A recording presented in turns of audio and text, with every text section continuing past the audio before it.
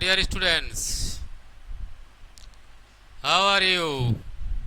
I hope all are well by the grace of Allah. তো আমি তোমাদের English গ্রামারের উপর ক্লাস নিচ্ছি। তো ছোট্ট বন্ধুরা, আমি ধারাবাহিকভাবে তোমাদের ইংলিশ গ্রামারের প্রথম থেকেই ক্লাস নিচ্ছি। আশা করি আমার ক্লাসগুলো দেখছো। আর এই ভাইরাস পরিস্থিতিতে আশা করি বাড়িতে আছো, সুস্থ আছো। তো বাড়ি থেকেই তোমরা কিছু শেখার চেষ্টা করো। আমরাও চেষ্টা করছি তোমাদের কিছু দেওয়ার জন্য। তো ওকে স্টুডেন্টস, আমরা ক্লাসে যাই। Welcome to Zoom online class. I am Abul Kalam Azad, assistant teacher, Saidpur Fazil Madrasa, Shibganj, Chapainawabganj. Attention please.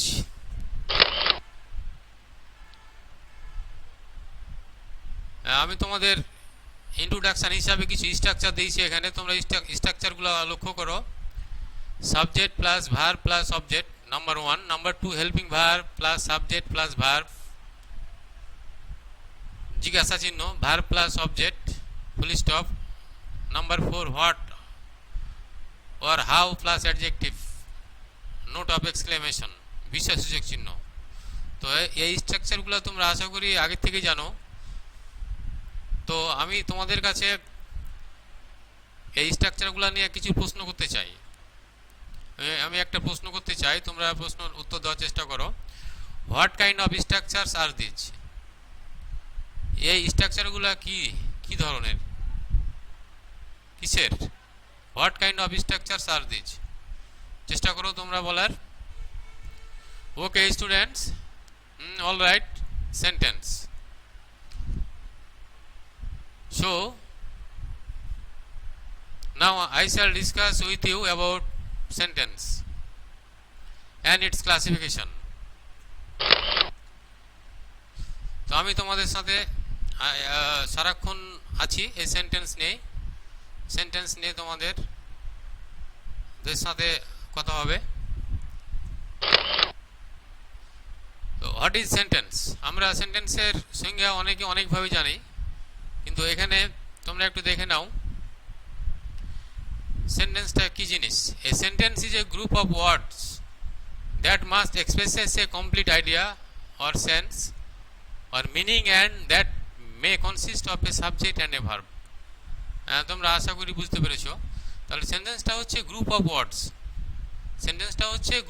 ওয়ার্ডস, আর এক্সপ্রেসেস হবে, প্রকাশ করবে কমপ্লিট আইডিয়া অর সেন্স, এবং একটা মিনিং থাকতে হবে, এবং পাশাপাশি সাবজেক্ট এবং ভার্ব থাকতে হবে। তাহলে সেটা হবে সেন্টেন্স। তাহলে আমরা সেন্টেন্সের সংজ্ঞাটা একটু ব্যাপকভাবে জানলাম, যে সেন্টেন্সটা হতে হবে গ্রুপ অফ ওয়ার্ডস, তার একটা কমপ্লিট আইডিয়া বা সেন্স থাকতে হবে, মিনিং থাকতে হবে, এবং সেখানে সাবজেক্ট এবং ভার্ব থাকতে হবে।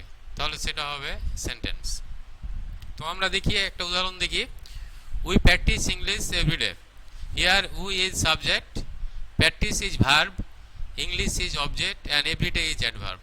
তাহলে এই সেন্টেন্সে রয়েছে সাবজেক্ট, তারপরে রয়েছে ভার্ব, অবজেক্ট এবং অ্যাডভার্ব, সব মিলিয়ে হয়েছে একটা সেন্টেন্স। তো সেন্টেন্স সম্পর্কে আরো আমরা জানবো। তো একটা সেন্টেন্সের সাধারণত দুটো অংশ থাকে। তোমরা হয়তো জানো। Basically there are two parts of sentence, subject and predicate. সাবজেক্টটা কি জিনিস আমরা একটু জেনে নিই। A subject of a sentence is a person or thing about which something is said to written. তার মানে যার সম্পর্কে কিছু বলা হয় বা লেখা হয় সেটা হচ্ছে সাবজেক্ট। আমরা যদি আরো সহজভাবে চিন্তা করি তাহলে আমরা পাবো যে ভার্বকে কে বা কাহারা প্রশ্ন করে যে উত্তর পাই, পাওয়া যায় সেটা হবে সাবজেক্ট। যেমন যদি আমরা একটা উদাহরণ দিই, তাহলে আমরা দেখতে পাবো আই প্লে ফুটবল। তাহলে আমরা এখানে ভার্ব পাচ্ছি প্লে। তাহলে প্লেকে আমরা জিজ্ঞাসা যদি করি কে খেলে, আমি, যেটা উত্তর আসবে সেটা হচ্ছে সাবজেক্ট। কে খেলে, দে প্লে ক্রিকেট, তারা ক্রিকেট খেলে। কাহারা খেলে, তাহারা। দে এখানে সাবজেক্ট। তাহলে আমরা সহজভাবে বলতে পারি যে ভার্বকে কে বা কাহারা প্রশ্ন করে যে উত্তর হয় সেটা হবে সাবজেক্ট। অ্যান্ড প্রেডিকেট, এবারে আমরা প্রেডিকেটটা দেখি একটু। And the predicate that Sage what the subject does, মানে সাবজেক্ট যেটা করবে, সাবজেক্ট যা করে সেটা হচ্ছে predicate. In the above example we is subject, আমরা একটা উদাহরণ দিয়েছিলাম উই প্র্যাকটিস ইংলিশ এভরিডে। তো আমরা যদি সাবজেক্ট এবং প্রেডিকেটের পার্থক্য করি ওই সেন্টেন্সটিতে, তাহলে আমরা পাচ্ছি we is subject and practice English everyday is predicate. হ্যাঁ, তাহলে আমরা এখানে দুই ভাগে ভাগ করে নিলাম একটা সেন্টেন্সকে। A sentence usually starts with a subject and then predicate comes. তাহলে একটা সেন্টেন্স সাধারণত সাবজেক্ট দিয়ে শুরু হয় এবং তারপরে থাকে প্রেডিকেট, এটা আমাদের জানার বিষয়। তো ডিয়ার স্টুডেন্টস, সব সেন্টেন্সে যে সাবজেক্ট থাকবে এমন কথা নয়। হ্যাঁ, কিছু সেন্টেন্স আছে সেখানে সাবজেক্ট থাকে না। তো আমরা একটু দেখে নিই, একটু আলোচনা করে নিই। In some case like order, advice or request, subject is not mention. মানে যদি অর্ডার, অ্যাডভাইস, রিকোয়েস্ট বুঝায় তাহলে সেখানে সাবজেক্ট থাকে না। সাবজেক্ট থাকে সেখানে, সাবজেক্টটা লুকায়িত থাকে, হিডেন থাকে। Keep quiet, take care of your health, thank you. এখানে লক্ষ্য করো তোমরা, সাবজেক্ট আছে বটে কিন্তু এখানে হাইড থাকে। যদি অর্ডার, অ্যাডভাইস, রিকোয়েস্ট হয় সেক্ষেত্রে সাবজেক্ট বসানো যায় না। And sometimes sentence starts with predicate and then subject comes. এবং ব্যতিক্রমটা হচ্ছে যে প্রেডিকেট দিয়ে অনেক সময় সেন্টেন্স শুরু হয়, প্রেডিকেট দিয়ে অনেক সময় সেন্টেন্স শুরু হয়। তো দেখি আমরা উদাহরণগুলা। Long live Bangladesh, down went the Titanic. তাহলে আমরা দেখছি অনেক সময় প্রেডিকেট দিয়েও সেন্টেন্স শুরু হয়। তো এগুলো ব্যতিক্রম, এগুলো একটু তোমরা জেনে নিও। তো ওকে স্টুডেন্টস, আশা করি তোমরা বুঝতে পারছো।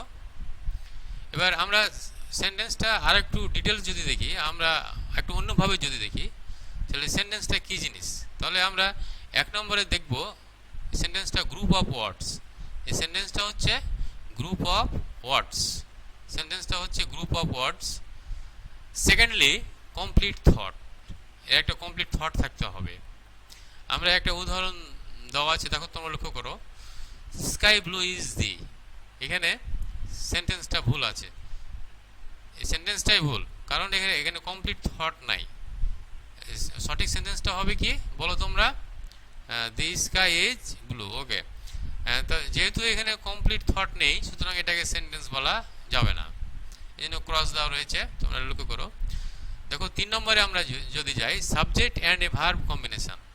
একটা সেন্টেন্সে সাবজেক্ট এবং ভার্বের একটা কম্বিনেশন থাকতে হবে, তাহলে সেটা হবে সেন্টেন্স। নাম্বার 4, আমরা চতুর্থ ধাপে যদি যাই, একটা সেন্টেন্সের মিনিং থাকতে হবে। একটা সেন্টেন্সের মিনিং থাকতে হবে। মিনিংটা স্টেটমেন্ট হতে পারে, কোশ্চিন হতে পারে, কমান্ড হতে পারে, এক্সক্লেমেশন হতে পারে, তোমরা মনে রাখবে। তাহলে আমরা 1, 2, 3, 4 ধাপে একটা সেন্টেন্সকে বিবেচনা করতে পারি, তাহলে সেটাই হবে একটা আসল সেন্টেন্স।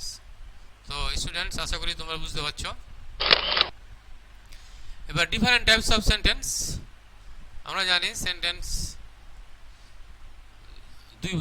সেন্টেন্সের ক্লাসিফাইড দুটো রয়েছে। তো আমি তোমাদের সাথে মিনিং আর function, according to the meaning আর ফাংশন অনুযায়ী যে সেন্টেন্স সেগুলো আলোচনা করব আজকে। Sentence can be classified into 5 categories according to the meaning of functions. They are assertive sentence, interrogative sentence, imperative sentence, operative sentence and exclamatory sentence. তোমরা এগুলো অনেকভাবে জানো হয়তো। তো এখানে আমি ধারাবাহিকভাবে তোমাদের সাথে আলোচনা করব। তো তোমরা লক্ষ্য করো এটা একটু ভালো করে, আমরা সেন্টেন্স নিয়ে আমরা ধারাবাহিকভাবেই আলোচনা হবে তোমাদের সাথে।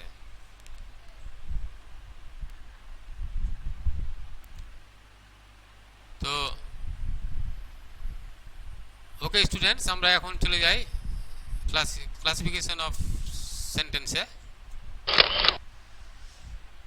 তো ফার্স্টলি অ্যাসার্টিভ সেন্টেন্স। অ্যাসার্টিভ সেন্টেন্সটা আমরা একটু লক্ষ্য করি।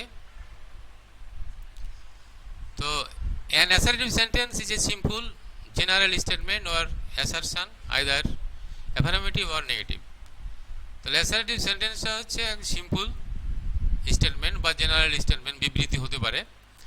এখানে দুই ধরনের অ্যাসার্টিভ হতে পারে, একটা হচ্ছে অ্যাফার্মেটিভ আর নেগেটিভ।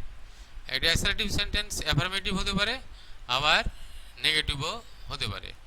তো ডিয়ার স্টুডেন্টস, আমরা প্যাটার্ন বা স্ট্রাকচারটা একটু দেখে নিই। Subject plus verb plus object or compliment or adverb or adjective, এগুলো থাকতে পারে ভার্বের পরে। আমরা যদি উদাহরণ দিই, তাহলে English is an international language, এটা একটা অ্যাফার্মেটিভ সেন্টেন্স, তোমরা লক্ষ্য করো। একইভাবে এটা নেগেটিভ হতে পারে, we do not do bad thing, এটা একটা নেগেটিভ সেন্টেন্স, তোমরা লক্ষ্য করো।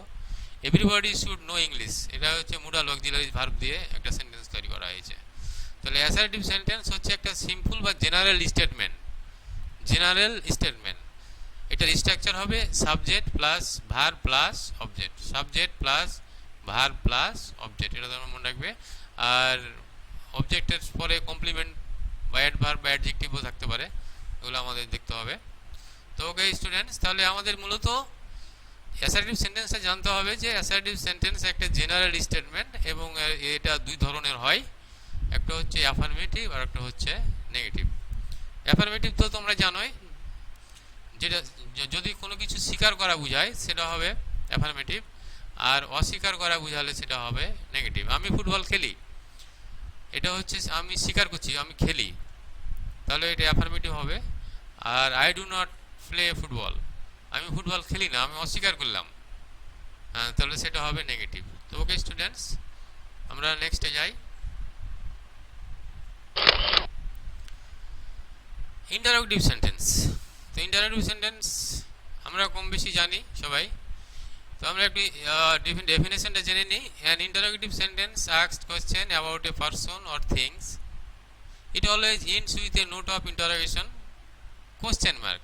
তাহলে আমরা পেলাম এখানে যে এখানে কোশ্চেন করা হয়, ইন্টারোগেটিভ সেন্টেন্সে আস্কড জিজ্ঞাসা করা হয় এবং শেষে একটা প্রশ্নবোধক চিহ্ন থাকে।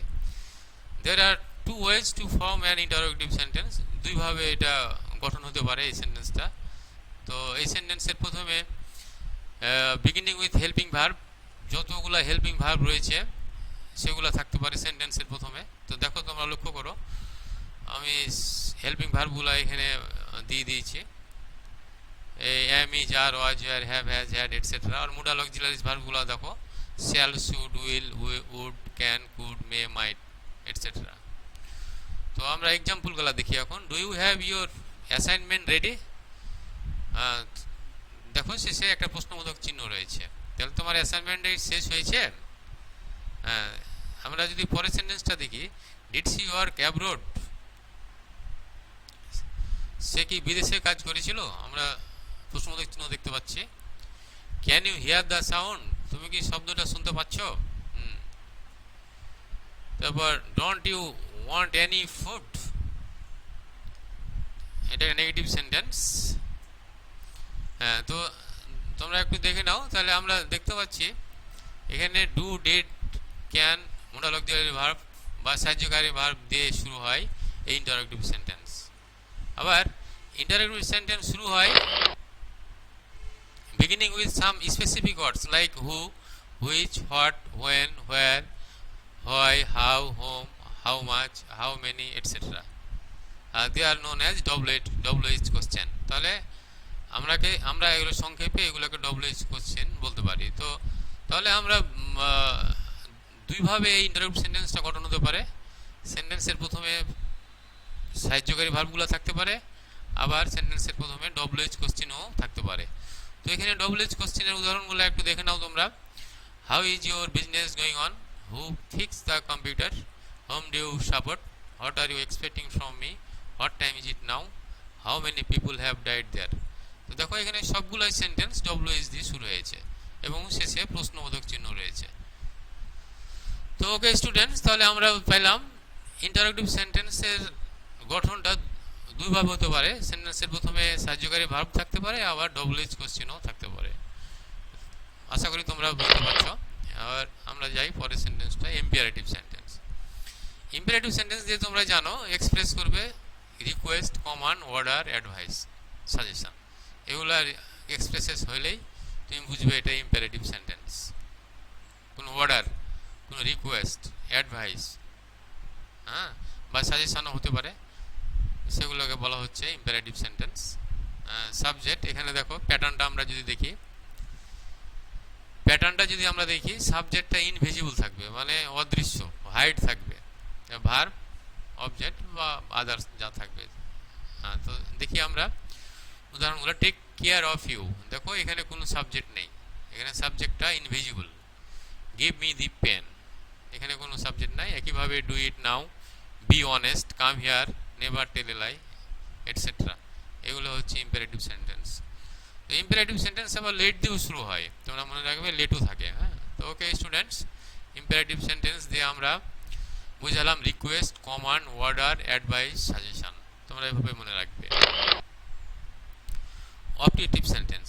অবজেক্টিভ সেন্টেন্স হচ্ছে wish, desire, prayer, etcetera are expressed by the objective sentence. তাহলে অবজেক্টিভ সেন্টেন্স দ্বারা এক্সপ্রেসড হয় উইশ, ডিজায়ার, প্রেয়ার, এটসেট্রা। আমরা প্যাটার্নটা দেখি, may plus assertive, may plus assertive. মেয়ের পরে আমরা অ্যাসারেটিভ সেন্টেন্সটা প্রয়োগ করব, তাহলে সেটা হবে objective sentence. May you live long, দেখো ইউ লিভ লং, এটা assertive. May Allah bless you. তো তোমরা লক্ষ্য করো, তাহলে আমরা যদি কোনো সেন্টেন্সের মে থাকে, মেয়ের সাথে সাথে লংও থাকে, লং থাকলেও সেটা অবজেক্টিভ সেন্টেন্স হয়, মনে রাখবে। তাহলে আমরা অবজেক্টিভ সেন্টেন্সটা পেলাম যে এটা এক্সপ্রেস করবে উইশ, ডিজায়ার অর প্রেয়ার, বুঝালে সেটা হবে অবজেক্টিভ সেন্টেন্স। তো ওকে স্টুডেন্টস, আমরা অবজেক্টিভ সেন্টেন্স দেখলাম। এবার এক্সক্লেমেটরি সেন্টেন্সটা দেখি, শেষ সেন্টেন্স আমরা দেখব। Exclamatory is a sentence which expresses strong, sudden feeling or emotion like surprise, pain, delight, anger, disgust, etc. তো দেখো এক্সক্লেমেটরি সেন্টেন্স দিয়ে এক্সপ্রেস করে স্ট্রং আর সাডেন ফিলিং। স্ট্রং আর সাডেন ফিলিং হতে পারে, অথবা ইমোশন হতে পারে, যেমন surprise, pain, delight, anger, disgust. তো আমরা যদি প্যাটার্ন দেখি তাহলে দেখতে পাবো alas, hurrah, bravo, what, how, etcetera, এই শব্দগুলা থাকবে প্রথমে, তারপরে অন্যান্য শব্দ থাকবে। তো দেখি আমরা উদাহরণগুলা। Hurrah, our cricket team has won the series.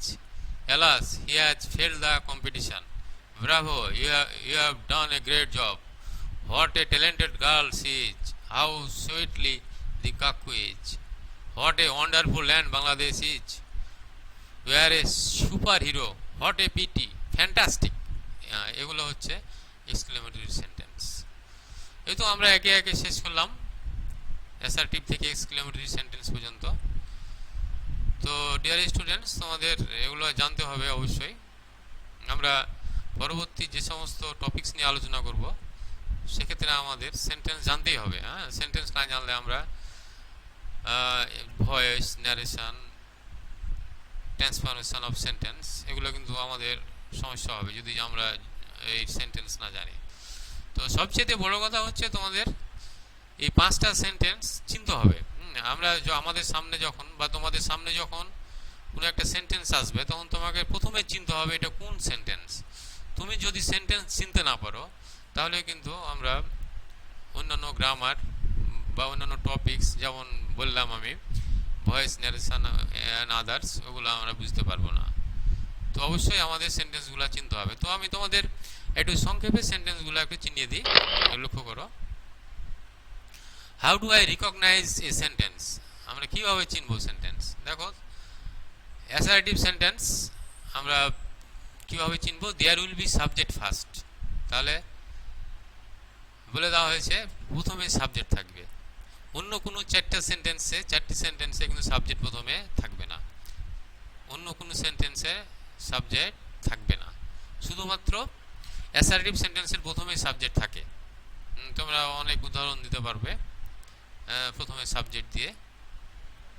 The tree is tall, তাহলে দি ট্রি প্রথমে সাবজেক্ট, তাহলে নিঃসন্দেহে এটা অ্যাসার্টিভ সেন্টেন্স। আমরা নাম্বার 2 এ যাই, interrogative sentence. There will be, এই দেখো প্রশ্নবোধক চিহ্ন লাস্ট, মানে সেন্টেন্সের শেষে লাস্টে এই প্রশ্নবোধক চিহ্ন থাকবে। সেন্টেন্সের শেষে যদি আমরা প্রশ্নবোধক চিহ্ন পাই তাহলে সেটা হবে ইন্টারোগেটিভ সেন্টেন্স, সহজ হিসাব। Imperative sentence, there will be verb first, এখানে প্রথমে ভার্ব থাকবে। ইম্পারেটিভ সেন্টেন্সের প্রথমে ভার্ব থাকে। অনেক সময় লেটও থাকে, তোমরা খেয়াল করো, let me try, let us play ludo. Imperative সেন্টেন্সে লেট থাকে, অনেক সময় লেট দিয়েও শুরু হয়। তো মেনলি তোমরা জানবে এই সেন্টেন্স ভার্ব দিয়ে শুরু হয়। কোনো সেন্টেন্স ভার্ব দিয়ে শুরু হলেই সেটা হবে ইম্পারেটিভ সেন্টেন্স। দেখো number 4, optative sentence. There will be may or long first, এই সেন্টেন্সের প্রথমে মে বা লং থাকবে। এই সেন্টেন্সের প্রথমে মে বা লং থাকবে, তাহলে আমরা বুঝে ফেলবো এটা ইম্পারেটিভ অপটেটিভ সেন্টেন্স। তো ওকে স্টুডেন্টস, আমরা লাস্ট সেন্টেন্সে যাই, exclamatory sentence. There will be note of exclamation, তাহলে আমরা যদি বিশেষক চিহ্ন পাই কোনো সেন্টেন্সে তাহলে সেটা চিনে নিব আমরা, সেটা এক্সক্লেমেটরি সেন্টেন্স। তো ওকে স্টুডেন্টস, আমরা যে সহজভাবে চিহ্নিয়ে দিয়েছি, দেখো তোমরা লক্ষ্য করো কোনো সেন্টেন্সের সাথে কোনো সেন্টেন্সের মিল নেই। হ্যাঁ, তোমাদের এই পার্থক্যটা একটু জানতে হবে, অবশ্যই জানতে হবে, তোমরা একটু জেনে নিও। হ্যাঁ, তাহলে পরের টপিকসগুলো তোমাদের খুব সুবিধা হবে। তো ওকে স্টুডেন্টস, আজকের মতো এটুক। এই কোভিড-19 পরিস্থিতিতে তোমরা আশা করি ঘরেই থাকবে, সুস্থ থাকো, ভালো থাকো, এই কামনা করি, এবং পরের ক্লাসের দেখার আমন্ত্রণ জানিয়ে শেষ করছি। Thank you very much.